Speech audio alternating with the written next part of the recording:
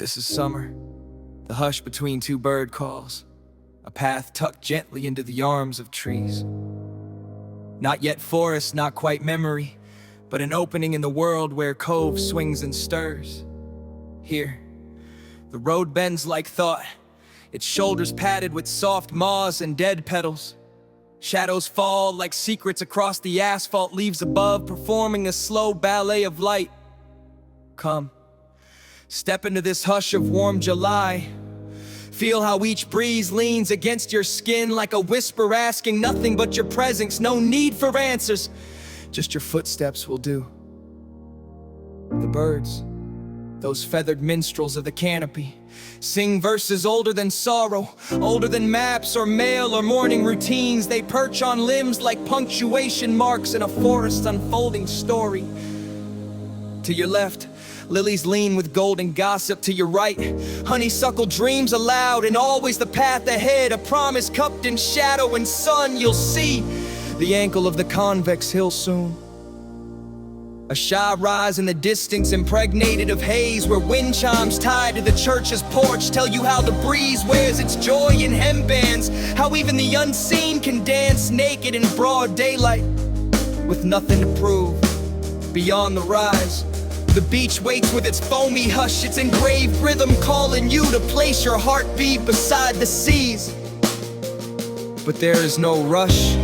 Let your lungs stretch with pine and jasmine. Let cicadas sing you into slow wonder. Let the world shrink to the size of a footstep, a flower, the breath between shadows. Let the forest claim you, not to keep you, but to remind you how to belong to something unmeasured, unpaved, unchained by screens or steel. Each step is itself a whole ramble, to touch bark like a worn palm, to listen until you hear your own soul walking throughout yourself.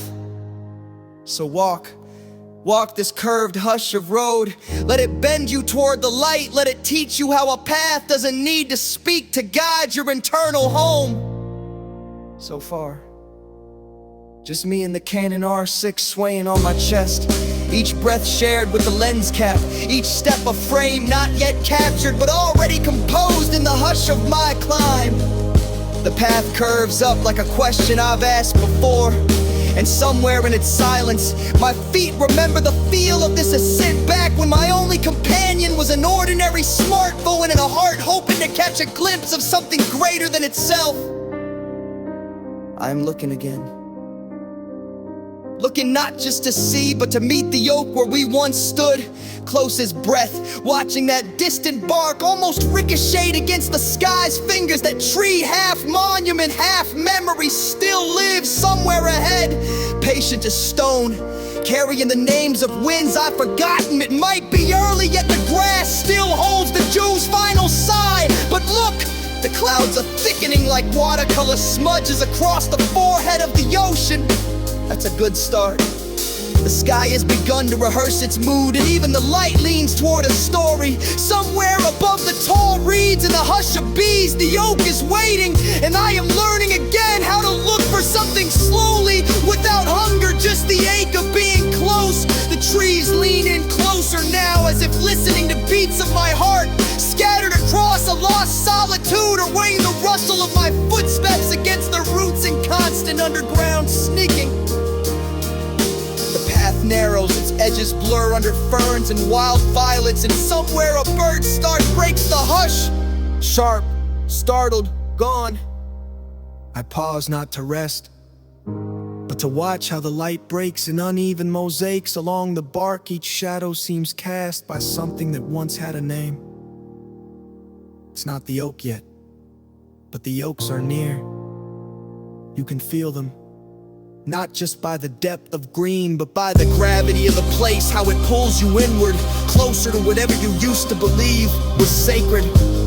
The clouds above shift weight like thoughts too large to speak. They gather not in storm, but in the solemn way that makes you take a slower breath, just to feel the sky stretch with you. And there, a breeze, a bell, the faint clink of a wind chime, a trunk hung far off where the path once widened into a clearing of forgetting. It swings like a loose memory in the breeze, bold nav, tugs at my sleeves as if urging me forward, as if even the air knows I'm close. Then the oak, still tall as if it never moved but grew around all that did. Its arms are thick with green silence, its skin a manuscript of seasons. I step toward it, not to photograph, not yet, but to stand again where I once did, close enough to hear its bark breathe. The canaan is warm at my chest, it knows this too, that not all seeing begins with the eye. I linger beneath the oak, its stillness offering shelter not from weather, but from everything unnamed. There's a pulse in its quiet, a rhythm that matches something older in me.